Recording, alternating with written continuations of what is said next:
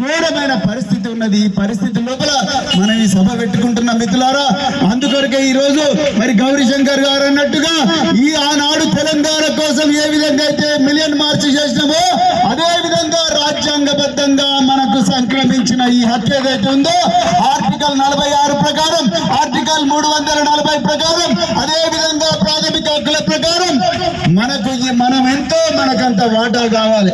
ఇలా రిజర్వేషన్ అనేది ఒకటిస్తే ఇచ్చే పిచ్చం కాదు. దయచేసి గుర్తుపెట్టుకోండి, రాజ్యాంగం మనకిచ్చిన హక్కు. మనం 70 మంది ఉంటే 70 మంది బరాబర్ మనకి ఇవ్వాలి, 80 మంది ఉంటే 80 మంది ఇవ్వాలి. తమిళనాడులో ఎట్లా తీసుకున్నారు? తమిళనాడులో 69% రిజర్వేషన్ ఎట్లా తీసుకున్నారు? తీసుకోవడమే కాకుండా దాన్ని 9వ షెడ్యూల్ ఎట్లా పెట్టుకున్నారు? తెలంగాణలో 52% మంది ఉండి కేవలం 27% మందికి ఎట్లా రిజర్వేషన్ ఇస్తున్నాం. మేము చిన్నగా ఉన్నప్పుడు 1986వ సంవత్సరంలో కృష్ణన్న ఇక్కడే సాక్షి. 86, 87వ సంవత్సరాల నాటి ముఖ్యమంత్రి ఎన్టీ రామారావు గారు ఈ 23% నుంచి 44 చేస్తే ఆ రోజు రాష్ట్రాన్ని రావణ రాష్ట్రంగా మార్చింది ఎవరు?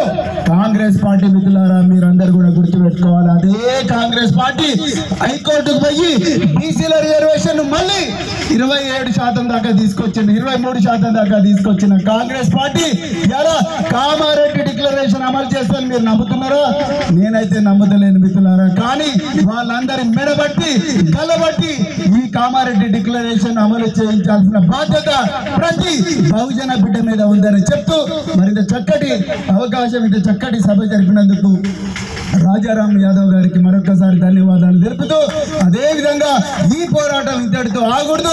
ఈ చైతన్యం ప్రతి గ్రామంలో, కోదాడ నుంచి తాండూరు దాకా, అదే విధంగా ఆదిలాబాద్ నుంచి అలంపూర్ దాకా ప్రతి చోట కూడా ఇలాంటి చైతన్యం రావాలని చెప్పి కోరుకుంటూ మరొక్కసారి మీరందరూ ఇక్కడికి వచ్చినందుకు, ఆకలి అవుతున్నా కూడా ఇంతటి ఎండలో కూడా, ఇంతటి కష్టమైన పరిస్థితుల్లో కూడా మన ఆత్మగౌరవం కోసం, రాజ్యాంగం మనకు ఇచ్చిన హక్కుల కోసం మీరందరూ ఇక్కడికి వచ్చినందుకు మీకు మరొక్కసారి ధన్యవాదాలు చెప్తూ జై భీమ్, జై ఫూలే, జై తెలంగాణ.